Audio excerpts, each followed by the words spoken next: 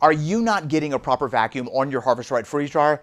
Welcome to the club. On the last cycle that I ran, after 16 hours of drying, the lowest I can get my vacuum was 966 millitorr, which is not good at all. That number should have been well below 500, even into that 250 range. So today's episode is all about addressing the vacuum leaks that your freeze dryer can have. I'm going to show you where they're at, how to fix them, and if you implement all the things that we talk about in this episode, you're more than likely going to end up with a stronger, more stable vacuum than when you first bought your machine. Let me start off by saying that there's a lot of different ways to approach fixing the leaks in your Harvest Right freeze dryer. In today's video, I'm going to show you what I did and what worked for me. And what's cool about it is you don't need a lot of equipment, you don't need a lot of tools or anything like that. As far as the material goes, it's some silicone and a couple different special types of tape, as well as a ball valve. Now, I did find a website called fixmyfd.com that had an actual kit specifically for fixing the leaks in your freeze dryer, and I got it, and that's what we're going to be using for this particular fix. And so I'll put a link to the kit in the description box below, but you'll see what we'll be able to use. If you want to go out and buy the things independently, I'll put all that information as well. Not a big deal. Let's take a look at the kit and then get this freeze dryer fixed. this is the kit that we got from fixmyfd.com. And it's actually pretty simple. There's not a whole lot of stuff in it because you don't really need a lot to fix the leaks in your freeze dryer. You're going to start off with some amalgamating tape. That's what this is. And you'll see how we use that here in just a second.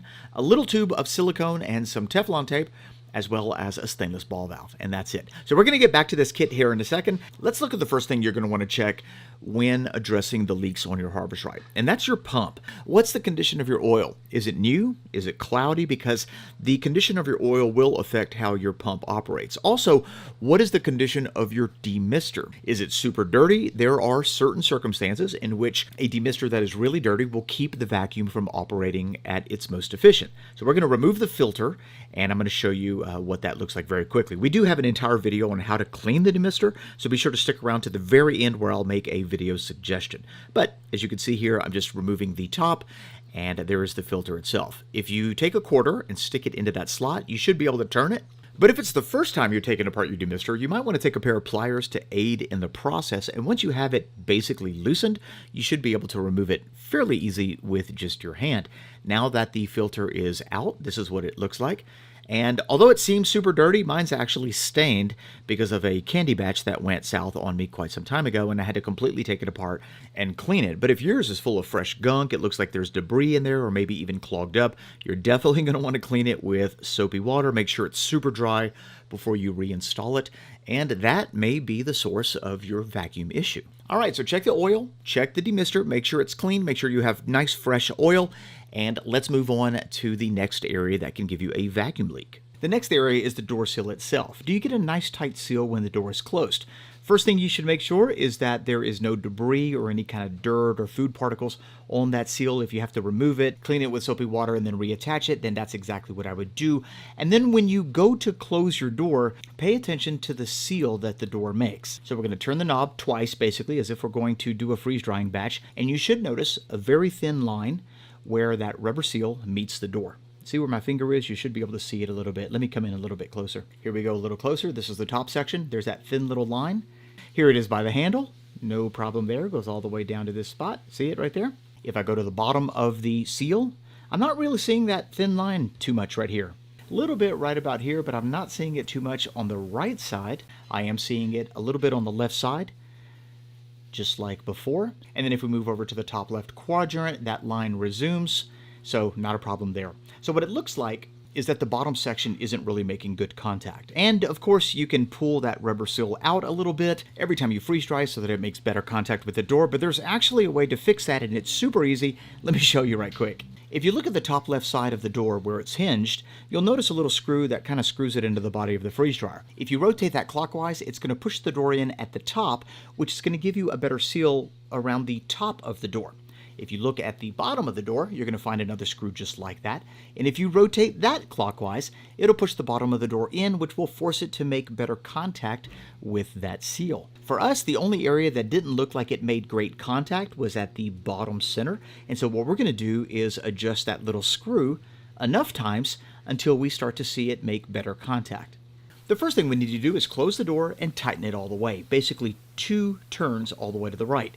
Next, we need to loosen the nut behind the screw. This is going to let us adjust the screw without any problems. Next, with a little Allen wrench, I'm going to start tightening that screw, basically turning it clockwise, which in essence is going to be pushing that door in. As I'm tightening this, let's take a look at that seal so you can see what's going on. All right, notice the line on the left-hand side where the door makes contact with the seal. We want that line to be visible throughout the entire seal. And as I rotate that screw clockwise, very slowly, a couple rotations is all it takes. And notice that line is starting to grow. Our door has officially been pressed against the seal, and we will no longer have that problem. There it is. Absolutely perfect. Our door is now properly tightened. When we open it and then close it again, there should be a little resistance as it's closing onto that door, and that is completely acceptable. Matter of fact, let's go ahead and close it. There's that little resistance. There we go. And when we go to lock it down, we get that seal, close it down all the way. There it is, 100% ring around the gasket. No more leak spots from here, and this is now a permanent fix. You don't have to do it again. When you're finished, don't forget to tighten that nut back up. So we're just going to screw that back into place where it makes contact with the washer and the part that connects to the door, and then with a pair of pliers, I'm just going to slightly tighten it. Nothing too extreme here. And there we go. All right, for these next fixes, we need to remove some of the panels on the machine. I would suggest removing both side panels, the top panel and the back panel, so that you can access everything without a problem. The first area we're going to look at on the machine is where the hose connects to the drum. We're going to apply some Teflon tape to the threading. The way you apply Teflon tape is clockwise, and I generally like to do 4 full rotations with the Teflon tape. Make sure you got nice good coverage, and then I'm going to twist it in a clockwise fashion to make sure I get it into those threads. We're also going to do the exact same thing on the pump itself. So in a clockwise fashion, we're going to wrap it 4 times, and the reason we're doing this is because the hose that comes with your Harvest Right freeze dryer is technically not the best hose for achieving an amazing vacuum. Although it is adequate, there are better hoses out there, and so this right here will kind of patch the issue. But I'll talk more about that towards the end of this video. Okay, so now that we've got both the pump and the drum with a little Teflon tape, we're going to hand tighten the hose, and that area has now been addressed. For the next fix, we're going to be removing the drain hose. Now, if that particular part is too difficult to remove, I wouldn't force it, and I'll show you how to deal with that particular area here in a second. But in my case, I can remove it, and so we're going to take this off and remove all of that Teflon tape that's on the threading. We want this 100% clean before we reattach it. Now that the tape is off, let's look at the hose. The first thing that we want to look at with the hose is this drain valve right here. This on the older units had a tendency to corrode and was definitely a leak spot. The other area that we want to address is where the actual hose connects to that drain valve. That little area could be a leak spot as well. All right, so we're going to start off by removing the hose adapter. That's this little piece, and it should come off fairly easy. Give it a couple turns, and there we go. Next, we want to remove the actual drain valve, and we're going to replace it with the one that came in the leak kit that we got from fixmyfd.com. And so I'm just using a pair of channel locks and a wrench to loosen it. And there we go. This comes off pretty easy. Depending on how old your unit is, if you look inside that hole where the ball valve is, you might notice some corrosion. Mine looks pretty good. There's a little spot right there, but for the most part, it's okay. Either way, you definitely want to replace it because a stainless ball valve won't give you any problems, where the other one will inevitably be problematic.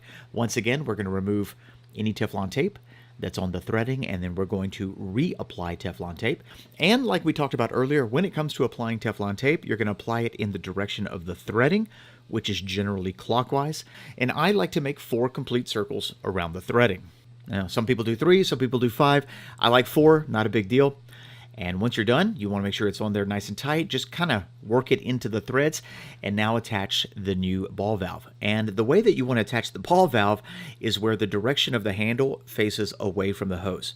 If you turn it the other way, the handle could touch the side of your freeze dryer and you won't be able to close it properly. So just make sure the handle is facing away from the hose. Screw it on. Remember, righty-tighty.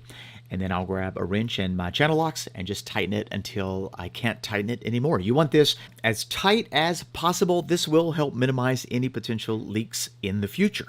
And so we're just going to make sure that's nice and tight. Everything looks great. And to finish it up, we're going to reattach the hose adapter, and you don't need to put any Teflon tape or anything on that one piece. Okay, so now that we're done with that, let's move over to the machine so that we can address this potential leak spot.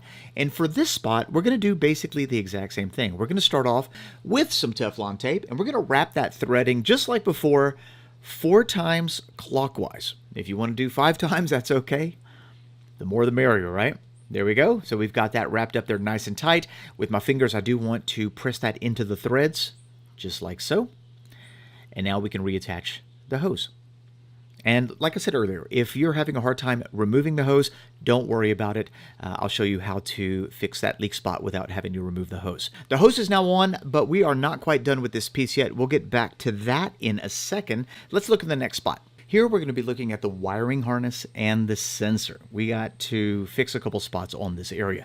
If you do not feel comfortable removing this, then don't, because you'll see how you could still address a potential leak spot without having to remove them. But for demonstration, I will remove it and then show you what all that's like. So we do need to remove the cables to make it a little bit easier to turn around. I am removing this completely from the machine, but you don't have to, because one temperature sensor will be connected to the condenser, and that you won't be able to remove unless you have a rivet gun to reinstall it. All right, so let's go ahead and now just turn this counterclockwise, lefty-loosey. Once we get that removed, we won't be able to pull the cable out until we remove the sensor. So we're going to remove the sensor now, and that's going to come out no problem, at which point we can now remove the cable. There we go. And now we have it. All right, now that we've got this off, we need to remove the Teflon tape on both pieces. And you may or may not be removing this section from your freeze dryer, and if you don't, that's okay. But I do want to show you this one part right here. If you do happen to remove this one piece, there is a vacuum sensor inside of it, and you might want to take this opportunity to go ahead and clean it out. My recommendation would be to spray a plastic safe contact cleaner directly in that hole, swish it around a little bit, and then pour out that contact cleaner, let it dry completely, and that will clean off your vacuum sensor, which will also help with any vacuum error readings you might have. And now it's time to wrap with new Teflon tape. Remember, we're going to do 4 wraps in a clockwise fashion, and if you feel uncomfortable removing this particular sensor or even that harness, then I wouldn't even worry about it, because you could still continue with the fix without removing these 2 pieces. Matter of fact, I would actually suggest that you don't remove these 2 pieces unless you were pretty confident that you could do it without damaging any of the components, because these are pretty sensitive, and if you damage them, you will have to buy some new ones from Harvest Right. Okay, so our tape is on. Let's go ahead and just pull that off, and I'm going to work that Teflon tape into the threads by running my fingers across it, also in a clockwise manner, and that piece is done. Now we need to move on to the harness, where we not only have to remove the Teflon tape, but we're also going to remove any kind of epoxy or silicone coating that they have on top of it. So let's just make sure that that Teflon tape is removed. Remember, we want it completely clean. And now we're going to focus our attention on this section here. Now, if you have a Pro model, you're more than likely not going to have to do this because they use a different type of sealant. But if you have an older model, then you either are going to have silicone or, you know, maybe even like some foam or something like that right there. And we need to make sure that is 100% gone. Now, this is where you do have to be really careful. I'm using a paring knife, but notice that the blade of the paring knife is facing away from the actual wires. And I'm running that paring knife just under that silicone and just basically loosening it from the harness. So it's super important that you don't damage any of these wires. And so I'm not trying to cut at it or anything like that at this point. I'm just, like I said, loosening it from the harness. And as you can see, as we work it with the back of the blade, so the sharp part isn't even touching it, it's coming off relatively easy.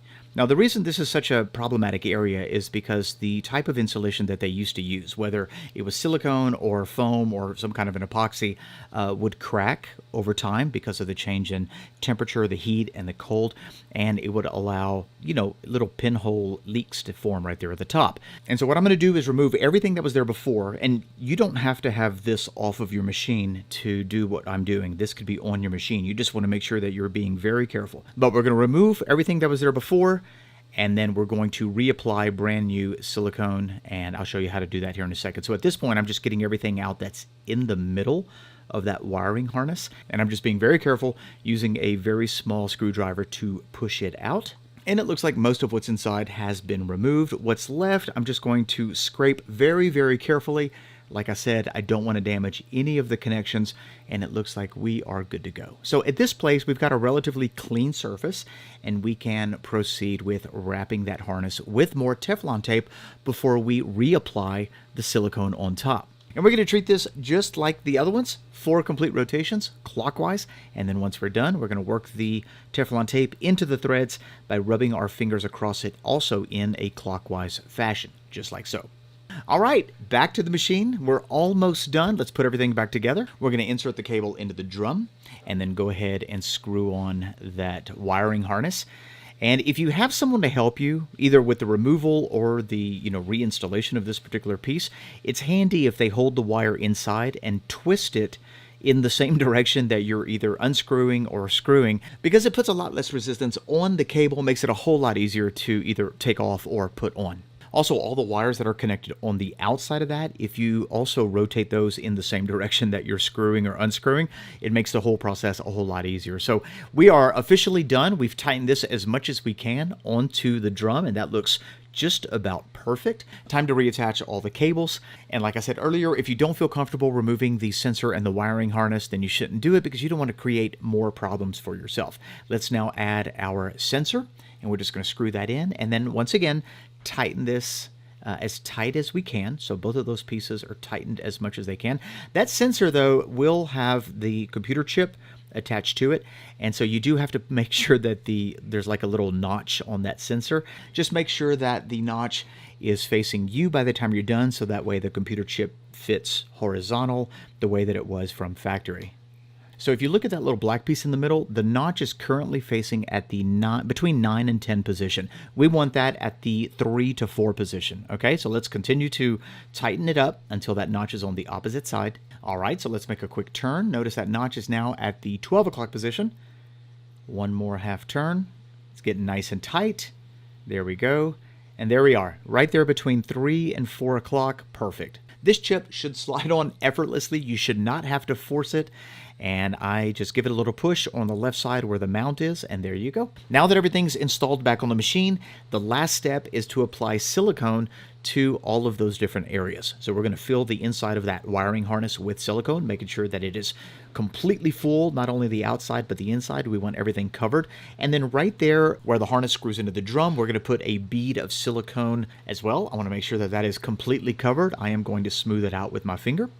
Also, on the sensor, we're going to put some silicone all the way around that area where it screws into the top part of that drum. You don't have to get too crazy when it comes to the silicone. You just want to make sure that you cover the area that screws into that little hole right there. That's completely covered. Also, where the drain valve is, we're going to add a bead of silicone where the valve screws into the hose itself. Now, you can, if you want, put silicone where it's clamped onto the hose. I don't personally do that because if that particular area is messed up, I'm just going to replace the hose. Right here at the top, we're going to add silicone where the hose connects to the drum, just like before.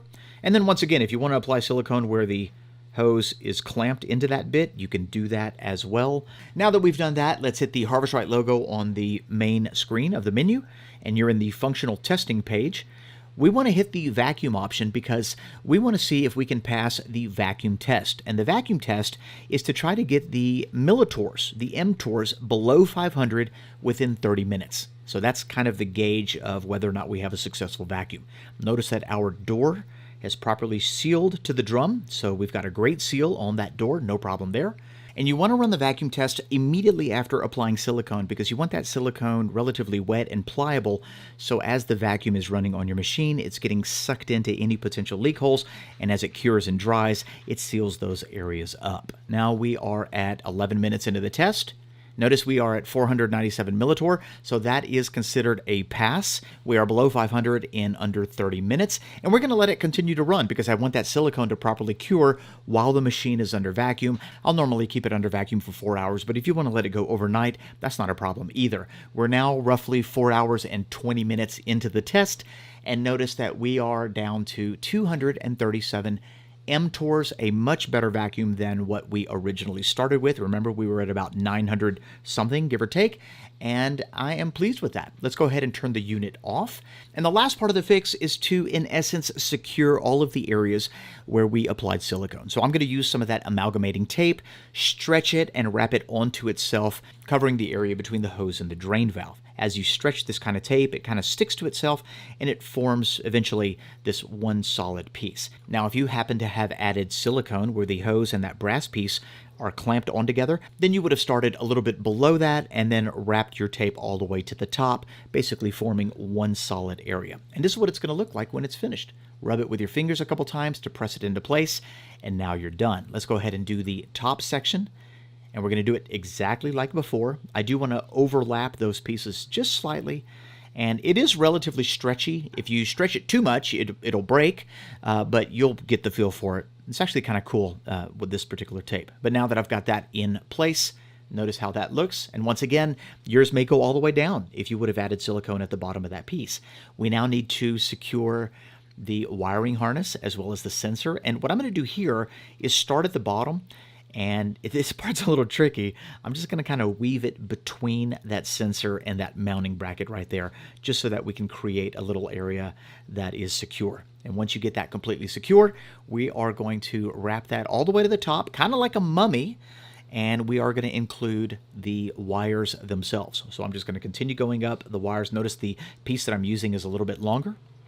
So once I'm about a couple inches onto the wires, I'm going to work my way back down and finish up the process with my fingers. I'm just going to press the end piece onto the rest of it, and it is now properly secured.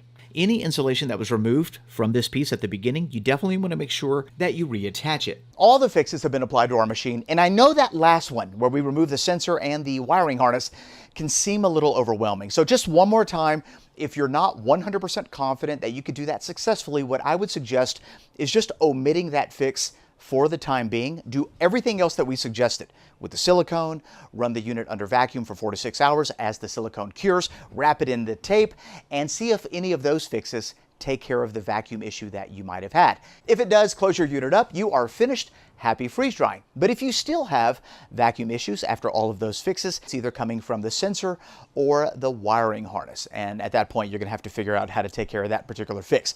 If you've applied 100% of all of today's fixes to your unit and you're still having vacuum issues, then you're more than likely going to need to check out your pump. You might have an issue with your pump because today's fixes should take care of anything on the machine. The only thing we didn't really talk about was whether or not the pump was working the way that it should. Now, as far as today's vacuum test, I'm very pleased with how we ended. We were in that 240 to 230 mTOR, which is far better than where we started. If you remember at the beginning of this video, we couldn't get below 940, 930 after 16 hours of being under vacuum, which is completely unacceptable. But even though we're pulling a much better vacuum now than we did at the very beginning of this video, there's one more thing that we can do to make it even better. Let me show you what that is. This last little fix is completely optional, but will give you a better vacuum. You're all familiar with the hose that comes from Harvest-Right. It's a 3/8 inch hose. This is an upgraded hose. It's a lot beefier. It's certainly a lot heavier.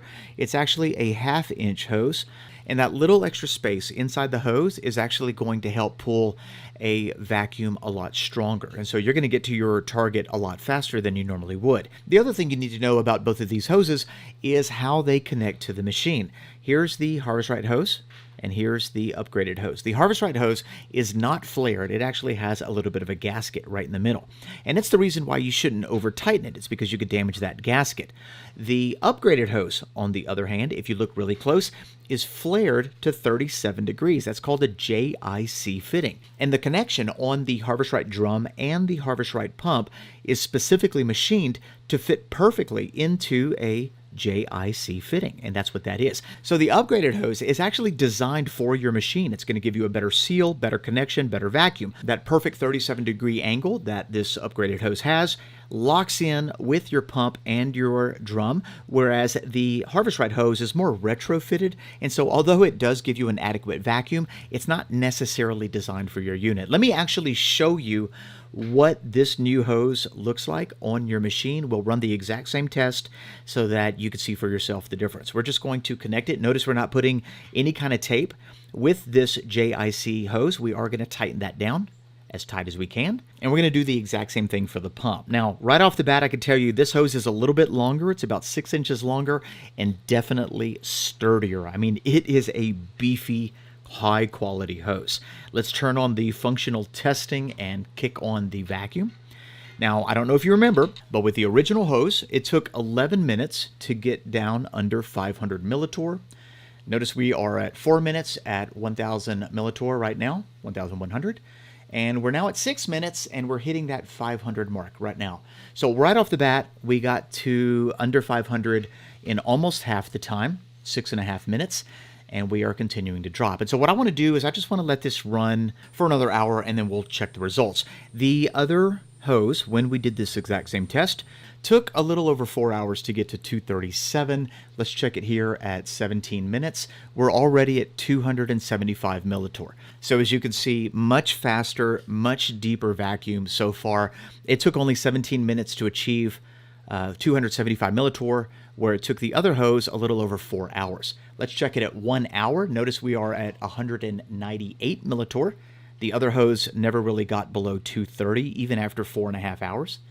And at 2 hours, we are at 167, and I'm just going to go ahead and kill the test here because it's getting late, and I think you get the idea. This upgraded hose actually does produce a better, stronger vacuum. All right, guys, a lot of different areas that we talked about in today's video to help you fix any vacuum errors that you might have or vacuum leaks that you might have. And you can apply 100% of today's fixes to any older Harvest Right freeze dryer. You can apply most of today's fixes to the new Pro models. When it comes to the hose, I mean, this part is obviously optional. It is a great upgraded hose, and because it's actually fitted for your drum and your pump, you're going to get a better seal, and the larger diameter inside is going to pull a stronger vacuum. But the hose that comes with your Harvest Right freeze dryer is adequate enough to pull the kind of vacuum that you need, so it just really depends on what you're looking for. I will put a link to the hose as well as the kit that we used in today's video to fix all of those leak points. You can find it at fixmyfd.com, but I'll put all that information in the description box below in the event you want more information on that. Thanks a lot for watching. If you enjoyed today's video or got something out of it in any way, drop me a thumbs up. And if you have any questions or if you're experiencing a particular issue with your freeze dryer and you're having a hard time getting it resolved, let's talk about it in the comment section below. Maybe we could troubleshoot it together and get your freeze dryer back up and running. If you're new to this channel and you enjoy a fresh approach to freeze drying, hit that subscribe button and that notification bell because we've got all sorts of beautiful recipes that we're going to be freeze drying, barbecue. Anyway, we're going to be comparing two major brands of freeze dryers, the pros and the cons of each one. I don't want you to miss a single one of those videos. Thanks a lot for being here. We'll see you in the next one. Bye-bye.